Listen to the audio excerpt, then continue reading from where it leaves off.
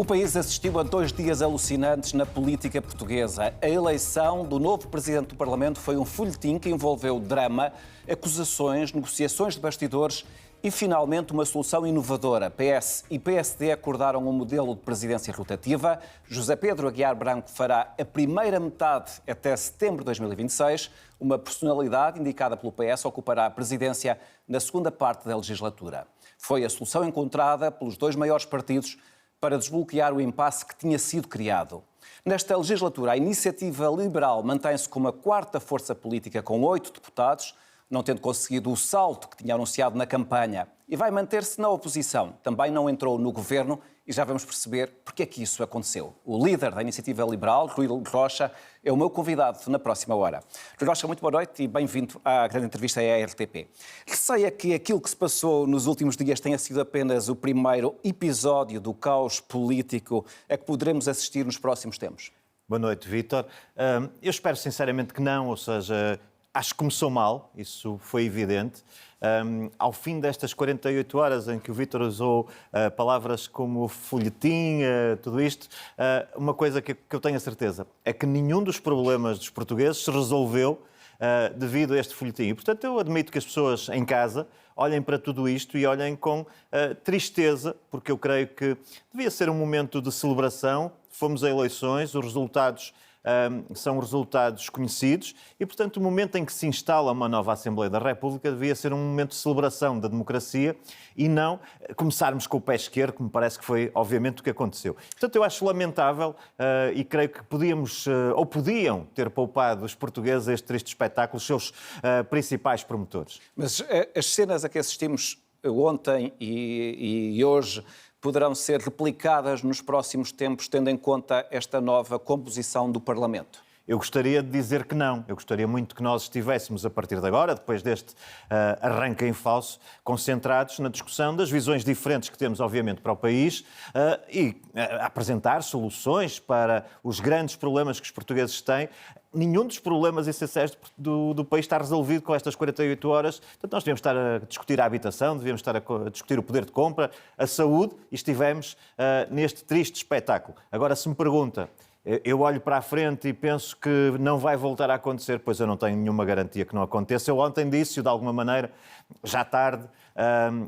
Quando se trata de crianças, birras, há algumas formas de nós fazermos, educarmos essas crianças. Quando se trata de adultos com 40 e tal anos, isso fica mais complicado, encontrar as estratégias para os reconduzir àquilo que seria o desejável, que é resolver os problemas dos portugueses. Eu vi essas suas declarações em direto nas televisões. O Rui Rocha parecia muito irado, em fúria com André Ventura. Foi isso que aconteceu, na verdade? Eu, naquele momento, estava mais no papel e mais na posição em que eu imagino que muitos portugueses estariam. Que era, de facto, olharem.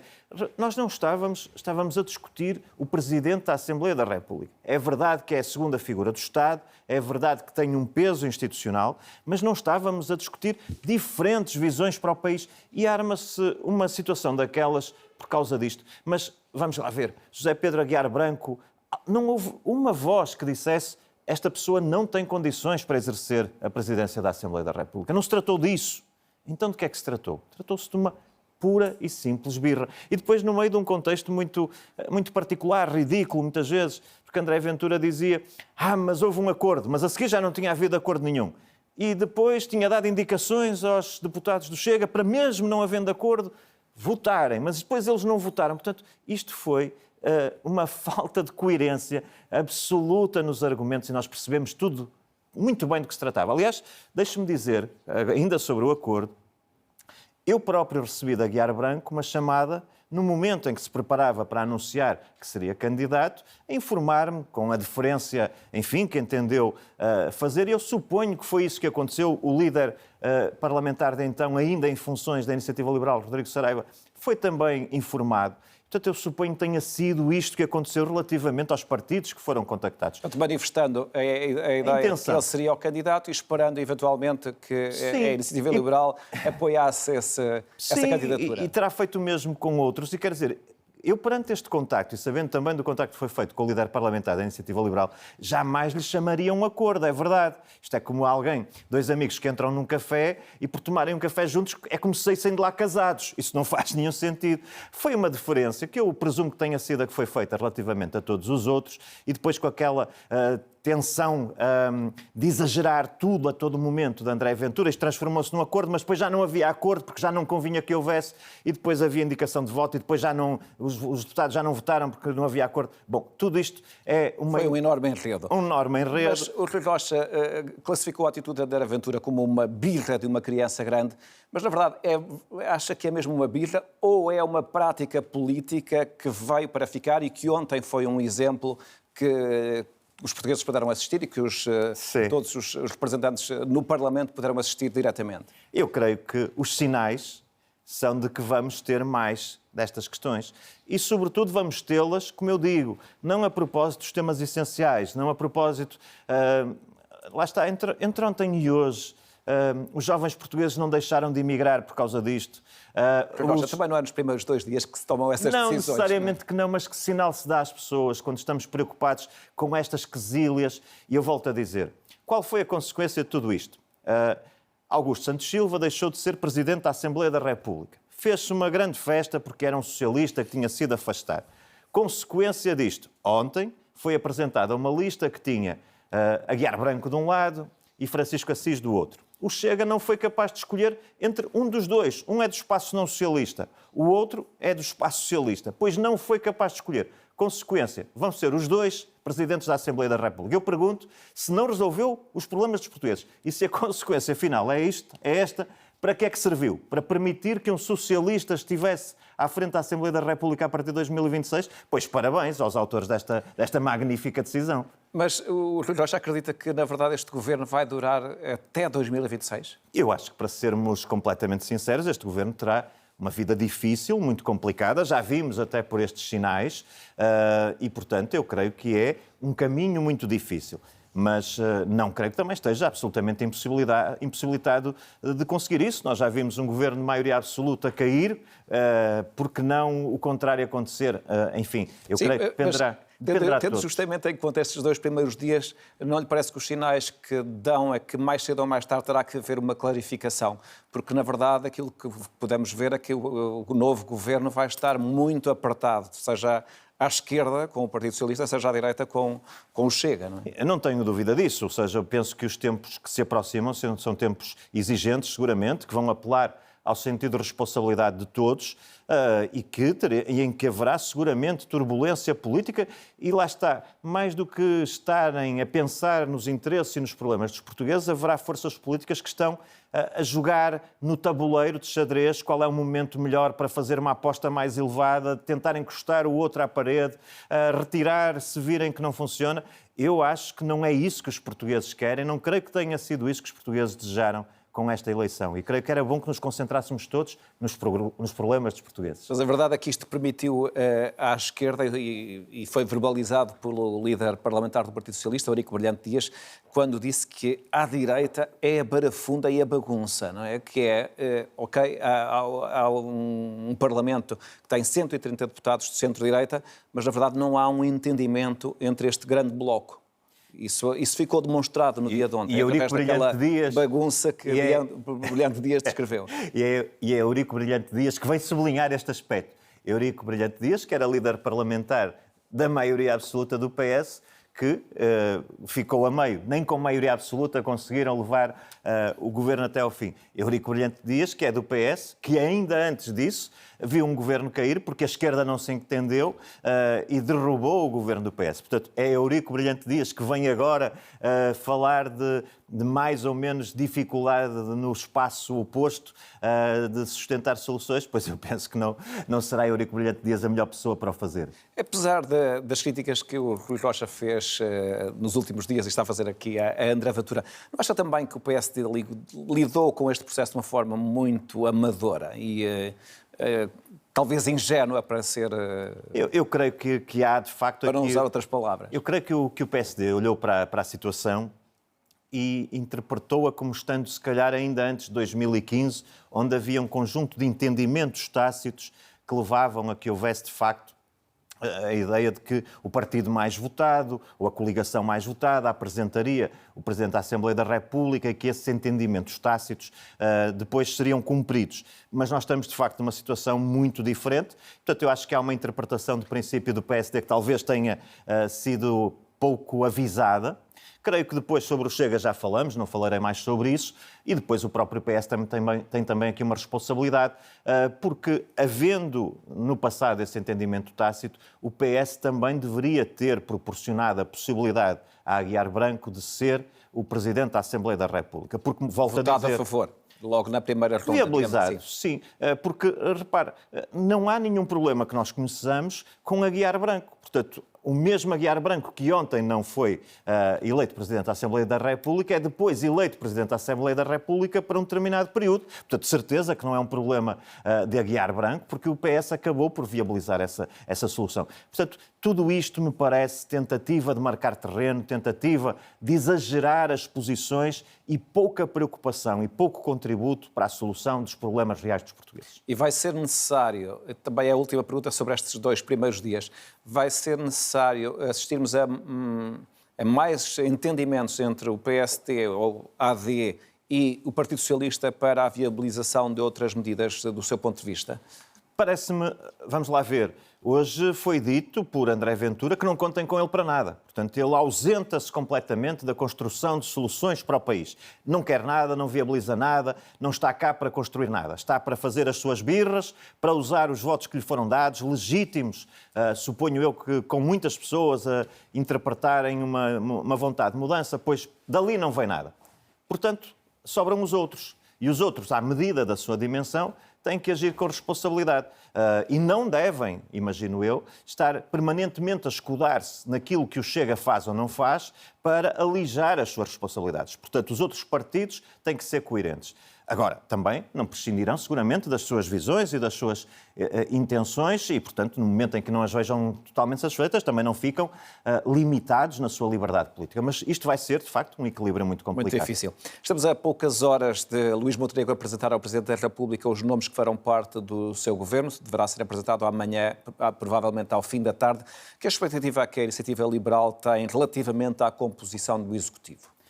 Eu, mais do que relativamente à composição, não me parece que o tema central possam ser os nomes.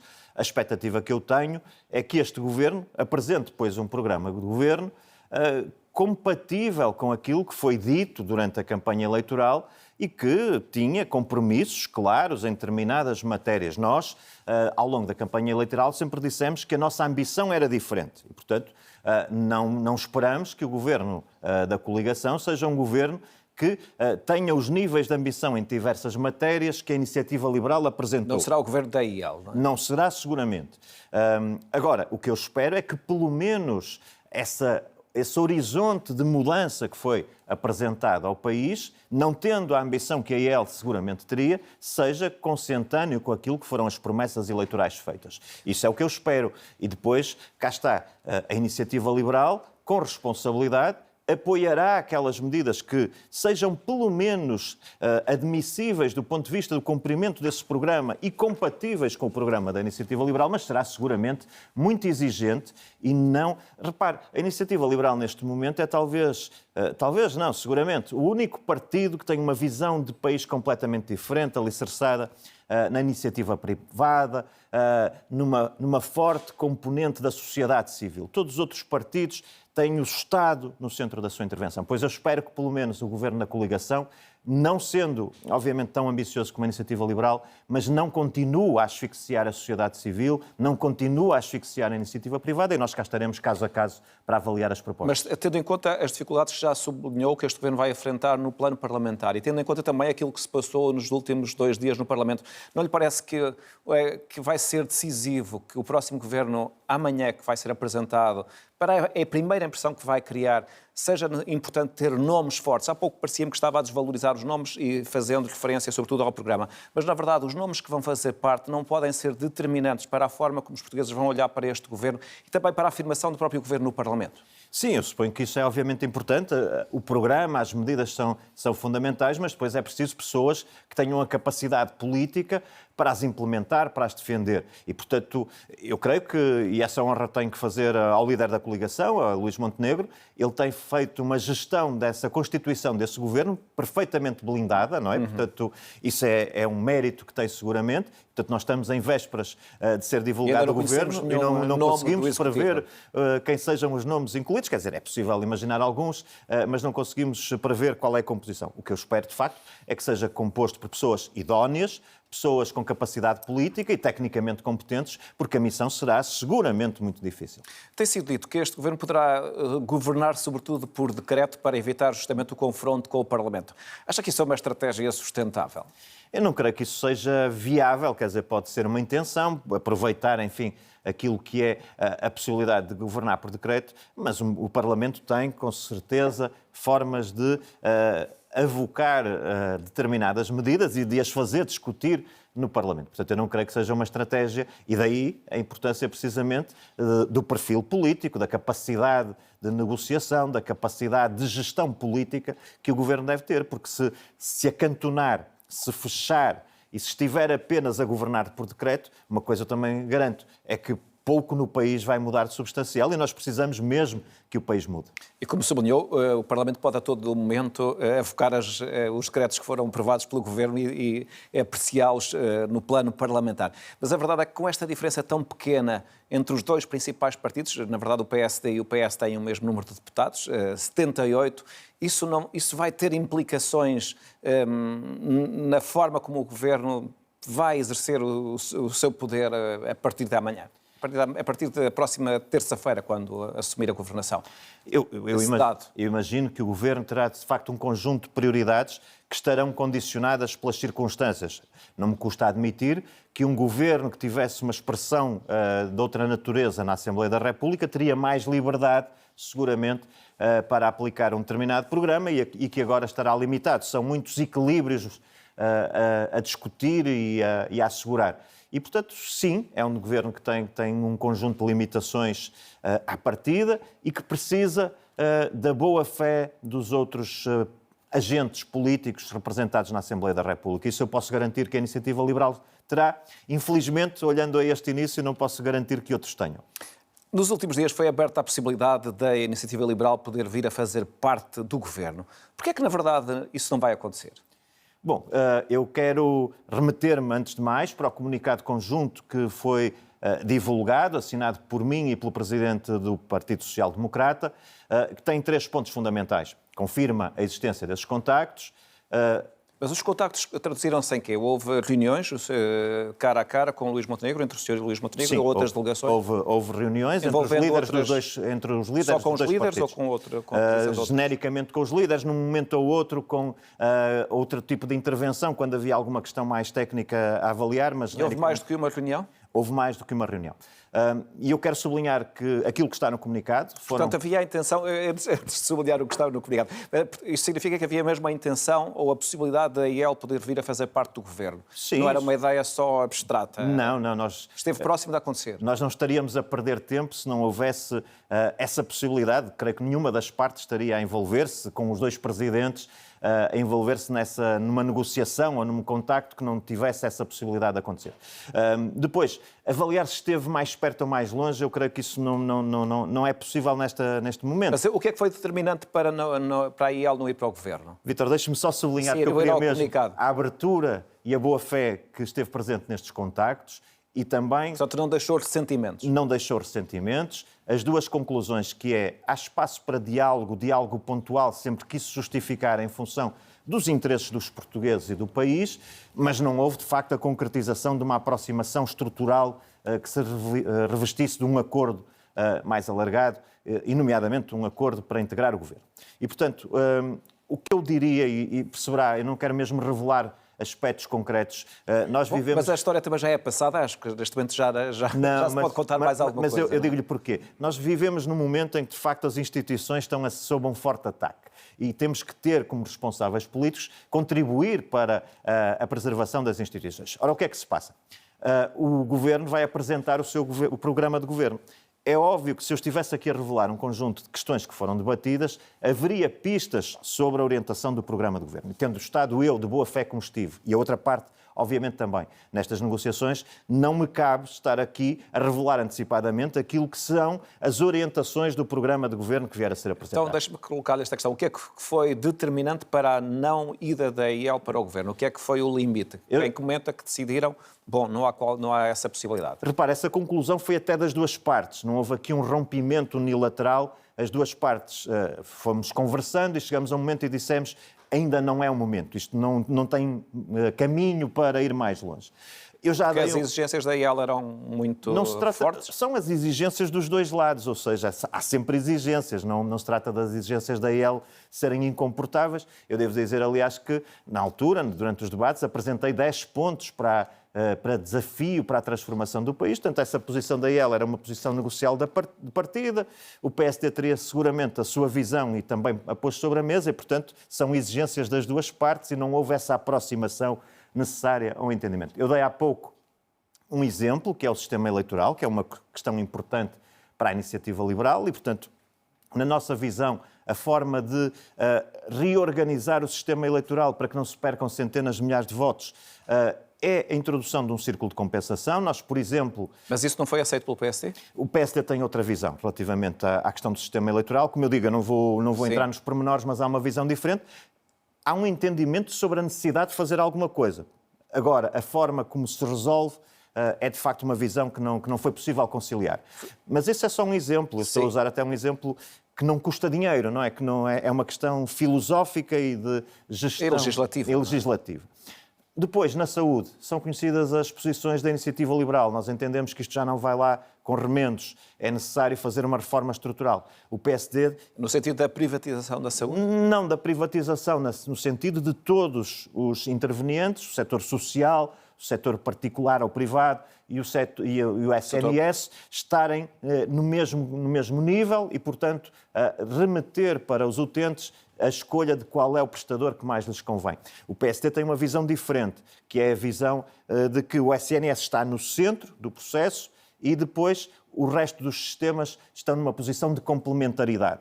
Nós entendemos que isso já não é suficiente, que neste momento, face às dificuldades do sistema, já não é suficiente este ajuste por via da complementaridade que o PSD defende, que é preciso fazer mesmo uma reforma estrutural. Aí estão dois exemplos, o sistema eleitoral e o sistema de saúde, em que não houve uma conciliação total. Agora, diz-me assim, mas ambos os partidos entendem que é uma via possível e desejável é recuperar as parcerias público-privadas? Sim, mas nós não queríamos uma negociação que fosse sobre as evidências, queríamos uma negociação que fosse sobre questões estruturais.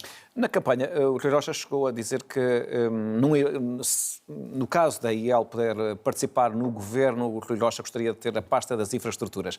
Chegaram a esse ponto de discussão nas negociações? Não chegamos a esse ponto. As duas partes entenderam que era fundamental discutir as ideias e, portanto, foi essa a questão fundamental que esteve sobre a mesa.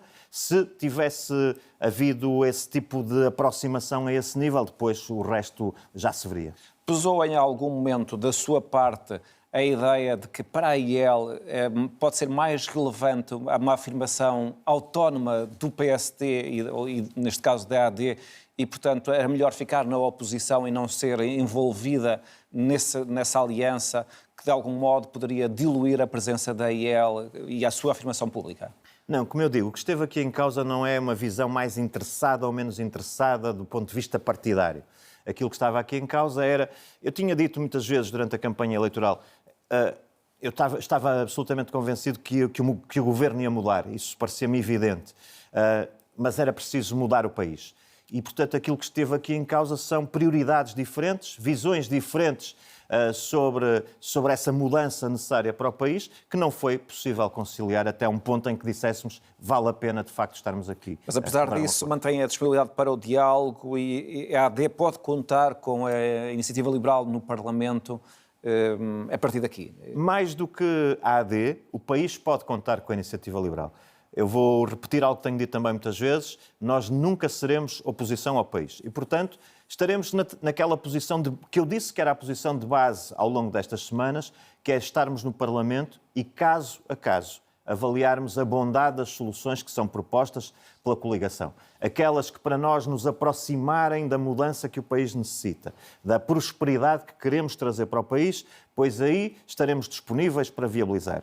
onde estivermos em desacordo sobre a visão, sobre as prioridades e sobre a velocidade da mudança, pois aí, obviamente, teremos também a liberdade, que agora, com a definição da nossa posição no Parlamento, assumimos, a liberdade de votar em conformidade. Dr. Rocha, a verdade é que a Iniciativa Liberal tem querido ficar de fora. Foi assim nas autárquicas em Lisboa, para a qual tinha sido convidada a participar na coligação que derrotou justamente Fernando Medina.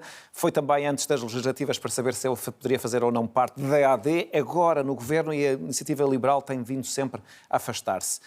Isso vai repetir-se também nas próximas eleições europeias? Está decidido? Sim, nós iremos... João Coutinho Figueiredo será o candidato e irão em listas separadas. Sim. Mas tendo em conta que os resultados destas eleições não pondera que poderia ser relevante para o espaço do centro-direita uma frente mais forte envolvendo a AD, envolvendo a Iniciativa Liberal, os partidos da AD e a Iniciativa Liberal, para enfrentar justamente o Chega?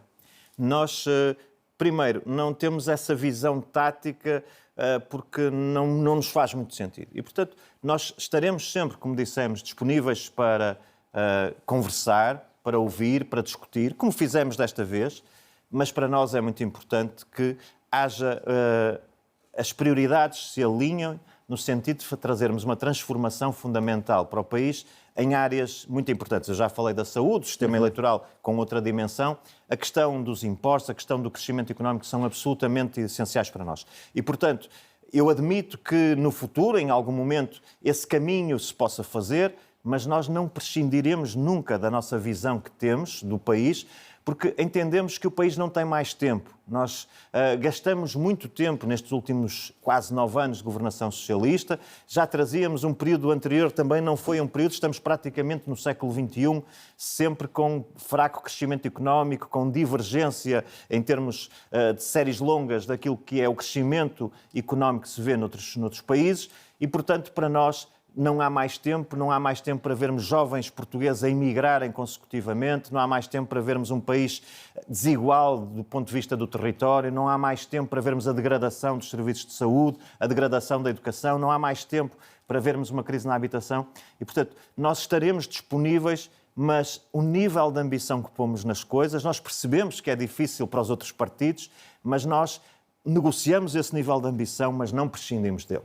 Sim, a minha questão tinha a ver com olhar para a realidade e a realidade que saiu destas eleições e a realidade que poderá eventualmente sair das próximas eleições europeias. Há várias sondagens em vários países a indicar que os partidos radicais e de direita estão a conquistar território e podem ganhar as eleições em vários países e interrogo-me se isso também poderá acontecer em Portugal. É essa a ambição de Chega, aliás, e se, na verdade, uma frente mais alargada do espaço do centro-direita poderia ser uma dificuldade maior para o Chega conseguir essa ambição que tem, que é de ser o partido mais votado. E tendo em conta as circunstâncias em que vão acontecer as próximas eleições, no dia 9 de junho, um domingo anterior a um feriado, se for verão, com essas dificuldades todas, para o espaço do centro-direita, essa solução não poderia ser melhor. Antes de mais, Vítor, deixe-me aproveitar já para dizer e para pedir aos portugueses que votem, não é? A eleição ocorre, de facto, em cima de um fim de semana prolongado, mas há maneiras de votar. Não sei se existe o voto por antecipação. Haverá seguramente formas de voto antecipado, de maneiras de votar não prejudicando o lazer que os portugueses seguramente também, muitos deles, querem ter nesta altura. Portanto, eu apelo já aqui ao voto nas europeias, é muito importante. Agora, essa visão eleição a eleição, se esse movimento radical que de facto tem estado em crescimento na Europa se faz com alianças em eleições só para contrariar esse crescimento, eu penso que é uma das razões que leva depois a que esse crescimento exista, porque o que é fundamental, eu creio que genericamente esse crescimento das soluções mais radicais acontece porque não tem havido bons governos e não tem havido boas políticas. E, portanto, enquanto nós nos concentrarmos nesse combate mais tático e não nos concentrarmos no essencial, isso vai sempre correr mal. E há um problema que eu acho que é o problema fundamental que enfrentamos na Europa, em Portugal, que é o seguinte: hoje nós não conseguimos assegurar às gerações que vêm a seguir que vão encontrar um país ou uma Europa melhor do que aquela que nós encontramos. Isso é um problema político fundamental. E, portanto, eu acho que esses taticismos das alianças pontuais só para combater esses movimentos vai ficar curto. É preciso olhar para as políticas, é preciso perceber quais são os problemas, é preciso trazer credibilidade às instituições, é preciso muitas vezes resistir a também trazer o discurso para níveis que não são os níveis do discurso político, e tudo isso contribuirá para combater melhor esses radicalismos. Rui Rocha, eu gostava de saber a sua opinião sobre a decisão anunciada hoje pelo Presidente da República de convocar eleições para a Madeira, no dia 26 de maio, eleições antecipadas. O Parlamento foi dissolvido na sequência do processo que envolveu o Presidente do Governo Regional, Miguel Albuquerque. Acha que é a decisão certa? Sim, nós sempre a defendemos, nós entendemos. Repara, até por um argumento paralelo àquilo que foi a decisão a nível nacional. O Sr. Presidente da República tinha sempre dito que se António Costa saísse, que deveríamos ir a eleições. Eventualmente não suspeitava na altura de que as razões concretas da demissão fossem aquelas que vieram a acontecer. Ora, na Madeira, a eleição também foi pessoal, tão pessoal que Miguel Albuquerque disse que só formaria governo se tivesse uma maioria absoluta. Portanto, não há nada mais pessoal do que uma condição pessoal que ele próprio... acabou por formar mesmo uma maioria absoluta. É verdade, mas ele próprio formulou uma condição de viabilidade pessoal para um governo. E, portanto, face às circunstâncias, nós sempre o dissemos desde o princípio, isto só se resolve com os madeirenses a retomarem o poder de decidir o futuro da região autónoma da Madeira. Não lhe parece que Miguel Albuquerque pode usar justamente a carta da vitimização? Ele foi considerado, foi declarado arguido neste processo, mas na verdade o processo também teve aqui algumas reviravoltas. Não lhe parece que isso pode julgar a favor dele nas próximas eleições? Ele ter aqui a carta da vitimização para poder usar nesta campanha? Repare, eu mesmo durante a campanha eleitoral também sempre o disse. Nós temos que distinguir, como se fala tanto do tempo da justiça, dentro do próprio tempo da justiça também é preciso distinguir os diferentes momentos. Ora, aquilo que é conhecido até agora são decisões provisórias, decisões intermédias e, portanto, não se pode, da mesma maneira que não se pode dizer que alguém está condenado neste momento, também não se pode dizer que aquilo que conhecemos do processo faz com que exista a possibilidade de vitimização, porque o processo é injusto. Não creio. Eu sou jurista e, portanto, nesta fase de processo eu acho que cabe mesmo à Justiça continuar a conduzir a investigação e os políticos fazem um fraco favor se usarem a carta da vitimização de um processo que está em curso. Acho que devem manter relativamente a ele a distância própria e, se entendem que têm argumentos políticos, depois apresentá-los e discutir esta eleição na Madeira com base nesses argumentos políticos. Nas eleições de setembro, a Iniciativa Liberal teve 2,6% e elegeu um deputado. E, na altura, julgo que na própria noite eleitoral, o Rui Rocha chegou a mostrar-se disponível para um entendimento com o PSD Madeira, coisa que não acabou por 2 dias depois não acontecer. O entendimento foi com o PAN. Foi melhor ter ficado fora? Repare, nós nunca fazemos essa avaliação, até porque essas avaliações depois são fáceis de fazer quando estamos já a posteriori. Sobretudo quando estamos perante uma crise. Exatamente. Mas nós fizemos naquela noite aquilo que entendemos que devíamos fazer. Ou seja... mostrar disponibilidade para mostrar disponibilidade. Depois o PSD Madeira entendeu fazer outro tipo de solução, é perfeitamente legítimo, mas eu relativamente a isso estou de consciência muito tranquila. Naquele momento, naquela noite, se fosse possível para assegurar a estabilidade à Madeira, a Iniciativa Liberal teria dito presente. O caminho foi outro, foi legítimo e depois fazer análise a posteriori sobre... É sempre mais fácil. É mais fácil. Numa entrevista à RTP Madeira, Miguel Albuquerque admitiu negociações com o Chega para o próximo governo, afirmando que não há linhas vermelhas, tendo em conta que se um partido for reconhecido pelo Tribunal Constitucional, não há nenhuma razão para os partidos dizerem que não vão negociar com ele, com essa força política. Parece-lhe um bom argumento.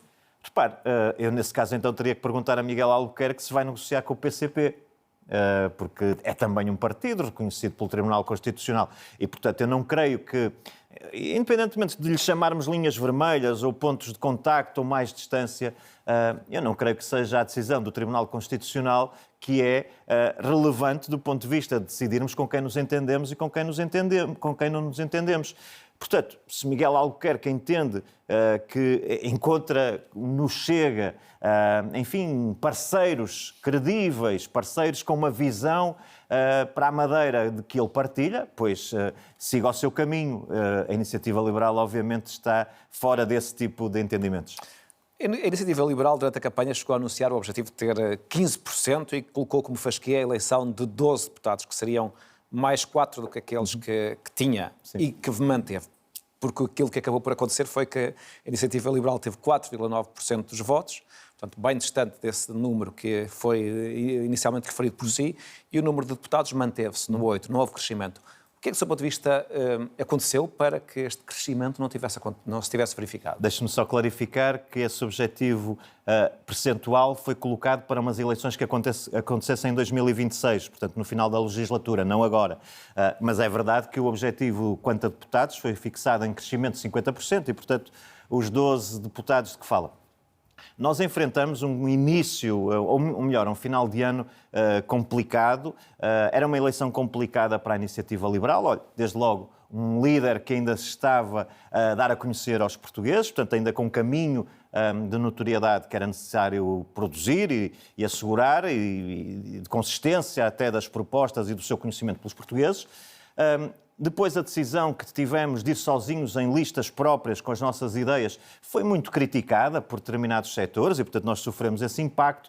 E tínhamos também tido, há pouco tempo, a questão dos Açores, as decisões que houve nos Açores, que creio que também nos limitaram. E, portanto, eu creio que depois a campanha começou com essas dificuldades e houve depois um momento de afirmação dos debates, da campanha, em que os portugueses perceberam as nossas ideias, perceberam bem a diferença que a nossa proposta fazia relativamente a outros partidos, nomeadamente à coligação, porque também enfrentamos um voto útil também forte e, portanto, tivemos que combater tudo isso. E, portanto, eu diria que, honestamente, ficamos aquém do objetivo, embora tenhamos, e isso parece-me um ponto positivo, consolidado a nossa posição como quarto partido português e temos agora que fazer esse trabalho de conquistar mais relevância e ter essa capacidade de conquistar mais votos dos portugueses. Perante este resultado, o senhor em algum momento questionou a sua própria liderança e a sua continuidade na liderança? Não. Eu logo na noite das eleições disse que tinha tanta ou mais energia para continuar a defender as ideias liberais e os princípios da Iniciativa Liberal do que tinha antes do resultado. Que propostas legislativas é que a Iniciativa Liberal vai apresentar com maior prioridade no Parlamento e com maior brevidade? No imediato, quais serão as propostas que a Iniciativa Liberal está a ponderar apresentar? Bom, antes de mais, eu já entrarei, se me permite, nas questões mais concretas, de propostas concretas, mas há também uma dimensão do simbólico que esta mudança de ciclo político deve realçar. E, portanto, nós apresentaremos, por exemplo, na Assembleia da República, na Conferência de Líderes, uma proposta no sentido de que as comemorações do 25 de novembro sejam integradas nas comemorações do 25 de abril, do cinquentenário do 25 de abril. Porquê? Isso foi uma questão, estamos a falar de questões simbólicas, é bem verdade, mas houve um entendimento à esquerda de desvalorização do 25 de novembro, da sua relevância. E nós entendemos que o 25 de abril é obviamente uma data fundadora da nossa democracia, o cinquentenário é fundamental celebrá-lo, mas é também importante celebrar o cinquentenário do 25 de novembro. Isto é até uma oportunidade para o PS se reconciliar com a sua própria história, porque o PS, provavelmente condicionado pelos parceiros de caminho que escolheu nos últimos anos, afastou-se da sua própria história. E, portanto, nós vamos levar à Conferência de Líderes uma proposta de que estamos em tempo, as comemorações do 25 de abril incluam também a celebração do cinquentenário do 25 de novembro. Simbólico. Mas em que é que isso se iria traduzir? Genericamente, quer dizer, o 25 de abril, os 50 anos do 25 de abril serão daqui a 3 semanas. Sim, mas o 25 de novembro estará mais à frente. O 25 de novembro será para o ano, no ano que vem, não é? Muito bem. E, portanto, há um conjunto de comemorações a que a Assembleia da República se associou. Mas, por exemplo, propunha alterar a organização e a estrutura que está criada para pôr em prática justamente essas comemorações? Sim, e que a data do 25 de novembro, portanto, aquilo que está previsto para a celebração do cinquentenário do 25 de abril é a celebração de um conjunto de datas, alargado no tempo, que são datas relevantes na afirmação da democracia portuguesa. E nós vamos propor que o 25 de novembro se inclua como data muitíssimo relevante nesse caminho da celebração do cinquentenário do 25 de abril na Assembleia da República, portanto, nas iniciativas promovidas pela Assembleia da República. Isso pensa que possa vir a ser entendido como uma forma de desvalorização do 25 de abril? Não, de todo. A Iniciativa Liberal é o... Normalmente, quer dizer, nos últimos anos criou-se essa grande clivagem entre as duas datas. Sim, mas isso todos entendemos que é um argumento... Mesmo historicamente é difícil estabelecer essa separação, não é? Isso é um argumento retórico. Obviamente que a data fundadora é o 25 de Abril, ninguém tem dúvida disso, ou pelo menos a Iniciativa Liberal celebra com o mesmo entusiasmo o 25 de Abril e o 25 de Novembro, mas devido ao ciclo político que temos vivido, o 25 de Novembro foi obviamente desvalorizado. E nós entendemos que merece ser valorizado porque faz parte, e parte relevante, desse caminho para a afirmação da democracia e da liberdade em Portugal. Mas ia falar de outras medidas. Diga. Sim, essa está no domínio do simbólico. Sim, mas é politicamente relevante. É politicamente relevante. Referência. E os símbolos são relevantes. Mas agora, passando para outro domínio, na noite das eleições, Luís Montenegro anunciou um conjunto de prioridades que têm a ver com resolver problemas na saúde, nos professores, nas forças de segurança, aqueles temas que temos vindo a escutar nas últimas semanas. A Iniciativa Liberal votará a favor de todas estas propostas que venham a ser apresentadas pelo Governo? Vítor, deixe-me antes de mais só falar das nossas prioridades. Nós também já as identificamos. Vamos ter um conjunto para estes primeiros 3 meses de legislatura, que vão basicamente até às eleições europeias. Questões na área da habitação, revogação do pacote Mais Habitação, dos aspectos essenciais. Vou apresentar uma proposta para essa revogação? Sim, vamos fazê-lo. Temos depois um conjunto de medidas adicionais em matéria de habitação, temos medidas em matéria de simplificação e desburocratização, temos medidas em matéria de sistema eleitoral e, portanto, vamos retomar a nossa proposta do círculo de compensação. Só para falar de algumas das prioridades, também uma medida muito importante que nós propusemos na campanha, que é o cheque creche, pois nós vamos apresentá-la.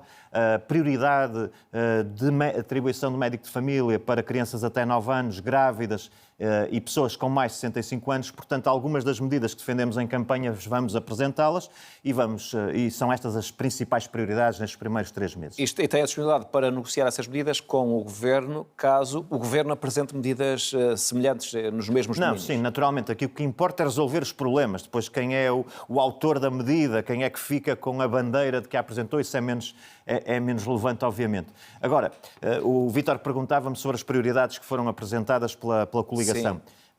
Nós queremos, eu disse durante a campanha eleitoral, a questão dos polícias.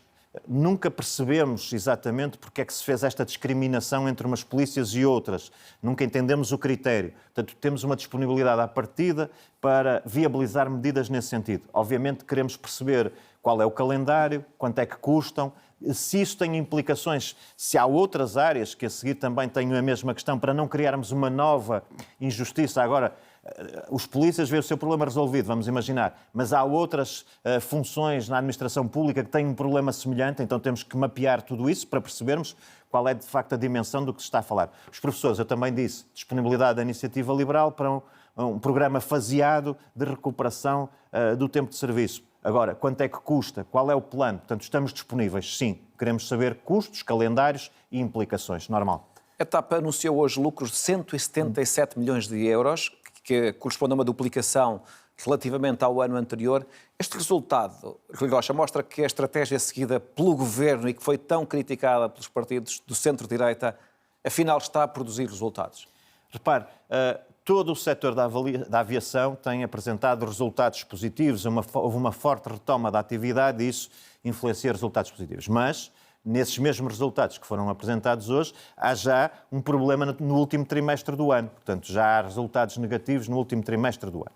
E, portanto, para o essencial, aquela que é a posição da Iniciativa Liberal é nem mais €1 para a TAP, privatize o mais depressa possível, obviamente nas melhores condições possíveis, e privatize a 100%. É essa a visão da Iniciativa. Estes resultados não faz a Iniciativa Liberal pensar... Não de todo. O seu posicionamento sobre a TAP? Não de todo. Nós continuamos absolutamente convencidos que não há nenhuma razão para o Estado de ter uma companhia de aviação. O mesmo serviço público pode ser prestado com vantagem, e já nem estou a falar da vantagem de não termos agenda política a intrometer-se na gestão da TAP, como vimos que aconteceu com a Comissão Parlamentar de Inquérito, mas com vantagem para todos, deve ser uma gestão privada, aliás, como acontece em muitos países da Europa. E relativamente ao novo aeroporto, a Iniciativa Liberal já tem uma opção perante o relatório que foi apresentado pela Comissão Técnica Independente? Nós valorizamos aquilo que a Comissão Técnica Independente nos diz, mas eu creio que houve uma consulta pública,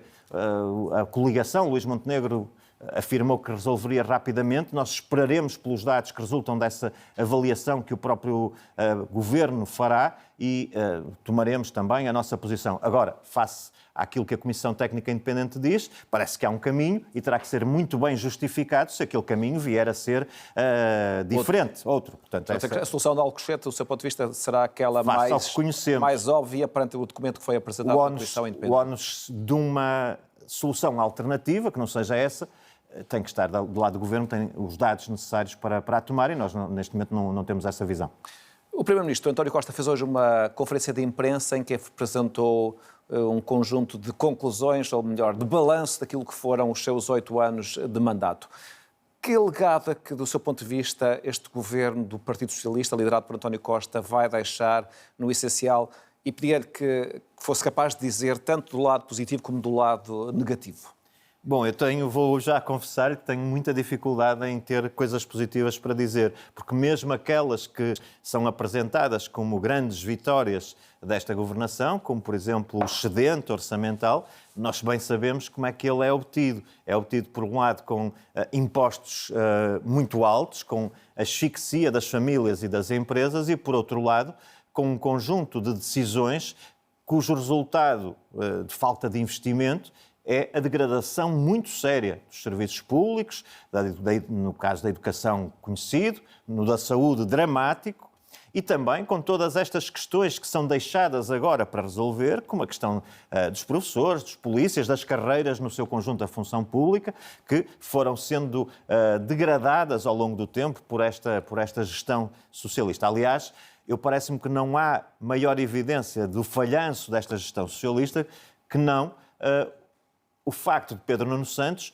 admitir e querer um retificativo. Como é que é possível que o próprio PS, que apresentou um orçamento há 4 ou 5 meses, esteja agora ansioso por um retificativo? Isso é o programa eleitoral apresentado por Pedro Nuno Santos tinha algumas diferenças em relação ao programa do governo anterior. Mas é o reconhecimento de um falhanço clamoroso, não é? Agora, ou o reconhecimento de que é uma opção diferente. Tendo em conta que estamos perante um líder diferente. Mas será sempre o reconhecimento que não se revê na gestão que António Costa fez, e isso será sempre, de alguma maneira, significativo desse falhanço. Agora, do ponto de vista político, eu acho que assistimos nestes anos a uma degradação grande das instituições. Em que sentido? Olha, no sentido em que, por exemplo, uma decisão de António Costa, que foi, quando assume o poder, rodear-se das mesmas pessoas praticamente que rodeavam José Sócrates, isso é uma decisão perniciosa do ponto de vista da democracia portuguesa. Porque nesse momento, independentemente de discutir a forma como António Costa chega ao poder, etc., nesse momento teria sido muito importante que se cortasse com o passado e que não se tivesse feito uma recuperação das pessoas que estiveram envolvidas nesse período muito mau da democracia portuguesa, que foi o período de José Sócrates. E nós vimos várias pessoas a irem para o governo, a estarem ao lado. Olha, Vítor Scária esteve ao lado de Sócrates, esteve ao lado, fisicamente ao lado de António Costa. Isso é só um exemplo de muitos outros. E, portanto, essa evolução do próprio Partido Socialista para representantes, protagonistas diferentes, que cortassem com aquilo que foi péssimo da gestão de Sócrates, é um péssimo legado. A instabilidade governativa deste último período, com 14, 15 demissões, uma das quais Pedro Nuno Santos, agora secretário-geral do PS, é um péssimo exemplo de tudo aquilo que António Costa sublinhou que este governo enfrentou desde logo 3 situações tremendas. A pandemia, a guerra na Ucrânia e o processo inflacionista dos últimos 2 anos. Não reconhece que nesses planos o governo conseguiu ir ao encontro daquilo que eram as necessidades dos portugueses, seja na pandemia, seja na forma como respondeu à inflação, com medidas sociais de apoio às famílias? Pelo menos nesses planos o Rui Rocha não há algum crédito do governo que está nos últimos dias? Repare, na pandemia eu acho que é muito discutível toda a orientação. Nós vemos ainda hoje indicadores de saúde que se degradaram muito, pessoas que não tiveram acompanhamento. Portanto, o Sistema Nacional de Saúde foi todo focado na gestão da pandemia. E todas as outras questões foram abandonadas, por assim dizer, e durante um tempo longo. Os rastreios de doenças graves, o acompanhamento periódico, tudo isso foi abandonado. Portanto, eu tenho dificuldade em dizer que isso tenha sido um sucesso. E, por outro lado, a questão da própria inflação, por exemplo, nós vimos que houve apoios direcionados para diferentes níveis de rendimento. Ora, aquilo que foi dito internacionalmente é que estes apoios têm que ser direcionados a quem realmente precisa. E a nossa posição relativamente às outras pessoas, aos outros conjuntos de pessoas, teria sido desagravamento de impostos. Porque quem tem Isso aconteceu no IVA, não é? Numa série de produtos. Sim, mas com impostos muito altos. E, portanto, quem tem um rendimento médio não precisa, embora os rendimentos médios em Portugal sejam baixos, como sabemos, mas quem tem um rendimento médio não deve ter uma ajuda do Estado. O que deve ter é um desagravamento de impostos para depois decidir como gere o seu dinheiro. Não precisa que António Costa venha depois emitir cheques a essas pessoas. O que precisavam era de um desagravamento de impostos. Por exemplo, este caso do 1,2% do excedente, 1,2% do PIB, o Rui Rocha acha que este dinheiro deveria ser devolvido aos portugueses? Eu acho que esse dinheiro, uma parte dele, não deveria ter sido cobrado. Pronto, mas foi cobrado. E agora em alguns países, quando isso acontece, há a devolução no IRS, por exemplo. Eu creio que aquilo que deveria haver, não propriamente por uma via de devolução, porque estamos a falar de movimentos que não fazem muito sentido, mas deveria ser aproveitado para dar confiança para fazer agora um desagravamento de impostos. E isso é, por exemplo, uma das questões que o novo governo vai ter que enfrentar. A proposta da coligação para pessoas com 1.300, 1.400, 1.500 euros de rendimento bruto mensal era uma proposta bastante aquém do necessário. Do seu ponto de vista, era bastante modesta. Estamos a falar de 5 euros por mês de agravamento, portanto, veja bem se isso tem algum sentido, se isso muda a vida de alguém. Portanto, para nós isso é francamente menos ambicioso do que deveria ser. Independentemente da consequência... Diga. E, portanto, esse excedente, que revela que há uma sistemática cobrança de impostos extraordinária, digamos assim, deveria agora dar confiança ao novo governo para fazer um desagravamento de impostos. Quais são os países com modelos liberais que o Rui Rocha gostaria que Portugal replicasse? Bom, isso é uma simplificação. O que nós dizemos é, há vários países na Europa que têm políticas liberais e que atingiram níveis de prosperidade muito diferentes daqueles que Portugal foi capaz de atingir ao longo do ano. Houve experiências liberais também dramáticas. Por exemplo, o caso da primeira-ministra britânica Liz Truss e daquele pacote considerado liberal pela... Bom, mas isso é o rótulo liberal com aumento de despesa, não vejo... É um desastre que durou 40 dias. Redução de receita com aumento de despesa, isso não é seguramente uma proposta liberal. Mas deixe-me dizer, nós olhamos para a Europa e vemos diversos países. É claro que depois cada país tem a sua circunstância, nós não dizemos... Ninguém diz, aplique-se tudo o que se faz na Irlanda, mas olhe-se para os exemplos da Irlanda e aplique-se aquilo que de bom... Mas a Irlanda é, digamos, o farol do seu ponto de vista? A Estónia pode ser um bom exemplo de como nos últimos anos é possível fazer um caminho muito rápido de evolução. Mas o problema, Vítor, é que neste momento não faltam exemplos na Europa de países que, vindo de situações bem piores do que aquela que Portugal tinha há uns anos, conseguiram fazer esse caminho. E, portanto, esse caminho, aquilo que é evidente é que nós, com esta governação socialista, perdemos muito tempo. E, portanto, é preciso, propostas que nós fizemos e que mantemos, é preciso baixar os impostos às empresas. Para quê? Para que as empresas não vivam asfixiadas, possam investir, possam modernizar-se, possam ser mais competitivas, para que possamos atrair investimento estrangeiro. Isto foi feito em vários países da Europa e nós queremos que seja feito em Portugal também. Queremos que os jovens portugueses não imigrem, não tenham que emigrar para ter bons empregos. Queremos que os bons empregos venham para Portugal. E acha que isso se faz com a redução de impostos? É fundamental, é fundamental. Faz com mais coisas. Quem quer investir em Portugal hoje olha e vê uma justiça que não funciona, um quadro legislativo que muda a todo o tempo, uma burocracia que asfixia os negócios, licenciamentos demoram 2, 3, 4 anos de atividade económica e vê impostos altos. Portanto, precisamos de resolver todos estes pontos para sermos atrativos. Agora, há uma coisa muito importante. Portugal tem quadros qualificados, falamos da geração mais bem preparada de sempre, e tem um mix energético baseado em energias renováveis que pode ser uma vantagem competitiva quando comparamos os preços da energia em Portugal com os preços do centro da Europa. E, portanto, nós temos condições, se resolvermos a justiça, se resolvermos o quadro legislativo sempre a mudar, se resolvermos os impostos e se resolvermos todas estas questões de contexto, temos condições para ser competitivos e termos os jovens portugueses com viabilidade de continuar em Portugal. Jorge Rocha, muito obrigado por ter vindo à grande entrevista. A grande entrevista pode ser vista na RTP3, na RTP1, na RTP Internacional, em diferentes horários. Fica disponível em RTP Play e pode ser escutada em podcast nas diferentes plataformas. A todos, muito obrigado. Eu regresso na próxima semana.